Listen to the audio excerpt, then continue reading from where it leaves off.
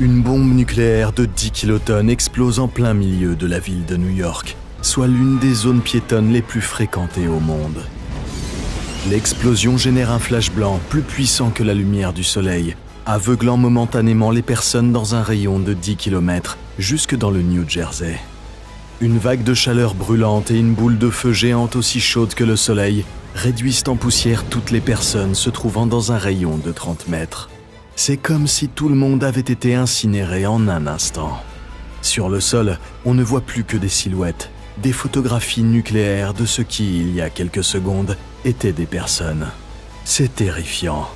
Et ce scénario épouvantable n'est qu'un début. Aujourd'hui, nous avons mis au point une simulation réaliste d'une guerre nucléaire moderne. Quelle nation frapperait en premier? Combien de milliards de personnes mourraient? Et quel type de société émergerait de l'autre côté?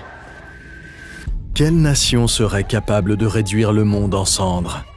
Tout ceci est hypothétique, mais les États-Unis et la Russie sont les deux pays qui disposent des arsenaux nucléaires les plus importants.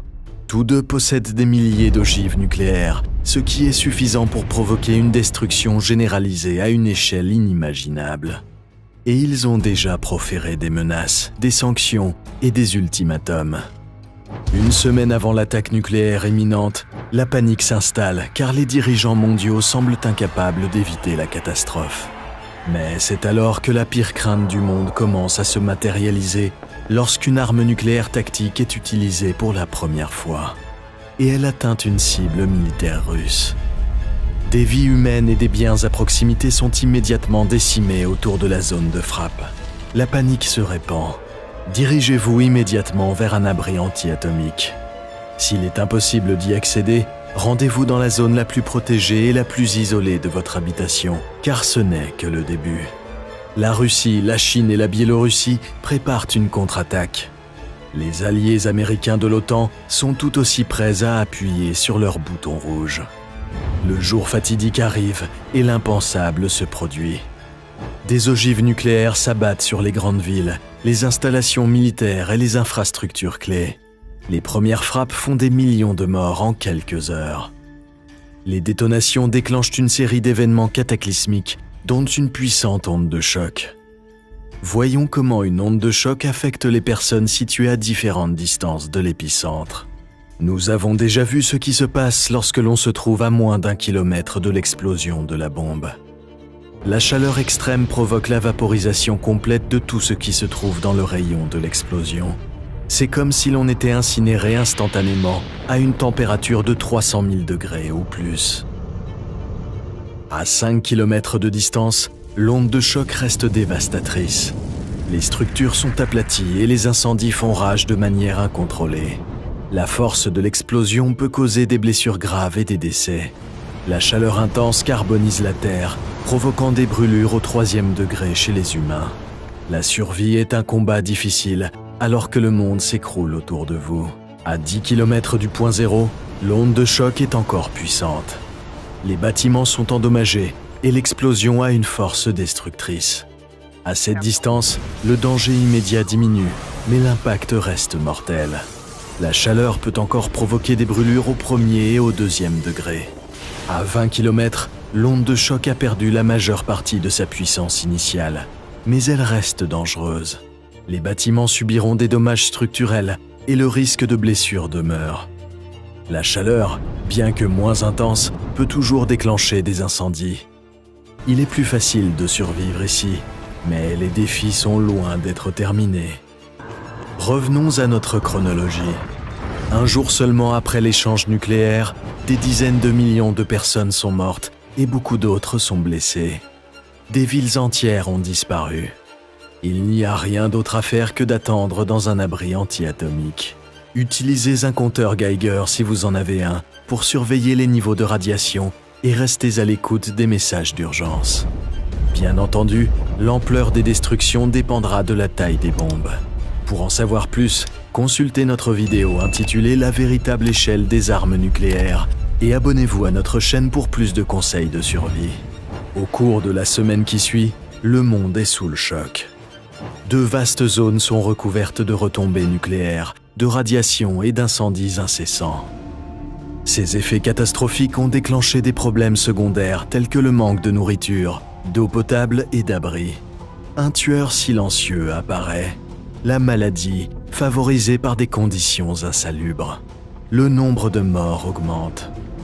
La suie et les cendres provenant des explosions nucléaires et des incendies qui s'ensuivent forment un nuage qui empêche la lumière du soleil d'atteindre la surface de la Terre. Il en résulte une baisse significative de la température. Le monde est alors plongé dans un hiver nucléaire. Les conséquences immédiates de cette situation sont ressenties avec une gravité aiguë. La nourriture et l'eau potable deviennent encore plus rares. Les communautés se serrent les unes contre les autres pour tenter désespérément de se réchauffer et de se nourrir. Vous devez rationner vos réserves de nourriture et continuer à surveiller les radiations. Au cours du premier mois, le monde reste un paysage sombre et irradié. Des charognards s'aventurent dans les ruines des villes autrefois prospères, à la recherche de vivres et de ressources. La situation désastreuse entraîne de nouvelles luttes pour l'accès à l'eau, à la nourriture et aux abris. Le nombre de morts continue d'augmenter inexorablement, dépassant le milliard d'âmes perdues. Le monde est plongé dans un froid implacable. Les survivants sont confrontés à une lutte acharnée contre le froid extrême et la diminution des réserves. Alors que l'ordre public s'effondre, vous devrez former des alliances communautaires afin d'assurer l'entraide et la protection des approvisionnements. Après la première année, des gouvernements de fortune commencent à se former, tentant d'assurer un semblant de stabilité.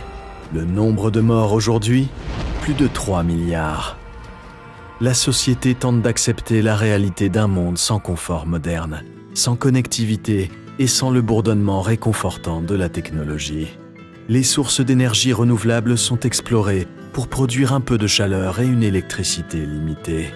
Les petites communautés continuent d'échanger leurs ressources et leurs connaissances. Les services de santé commencent timidement à réapparaître et l'accès à une éducation de base devient crucial pour la nouvelle génération. Essayez d'être un membre actif de votre communauté en enseignant aux jeunes, en cultivant des plantes dans des jardins verticaux et en participant à des projets de reconstruction. Au bout de 5 ans, le monde a définitivement changé. Les communautés qui ont survécu s'agrandissent et se multiplient. Les réseaux commerciaux s'étendent sur des zones plus vastes, rétablissant les liens entre les groupes isolés. La collaboration scientifique, qui vise à relever les défis d'un monde post-apocalyptique, ravive l'espoir des hommes. L'agriculture traditionnelle s'est transformée en une agriculture d'intérieur contrôlée, produisant des rendements modestes. Pourtant, le nombre de morts continue sa marche inexorable, dépassant désormais les 4 milliards. Et les nouveaux chefs de guerre locaux se multiplient. De nombreuses espèces, dont l'être humain, sont toujours menacées d'extinction. Si la résilience de l'humanité est remarquable, le chemin vers le rétablissement est long et épuisant. Espérons que ce scénario reste dans le domaine de la fiction et que, le moment venu, le monde choisisse la paix plutôt que la destruction. Comment pensez-vous vous en sortir en cas d'apocalypse nucléaire? Survivriez-vous pendant 2 mois? Nous l'avons fait et nous avons la vidéo qui le prouve ici même sur Comment survivre.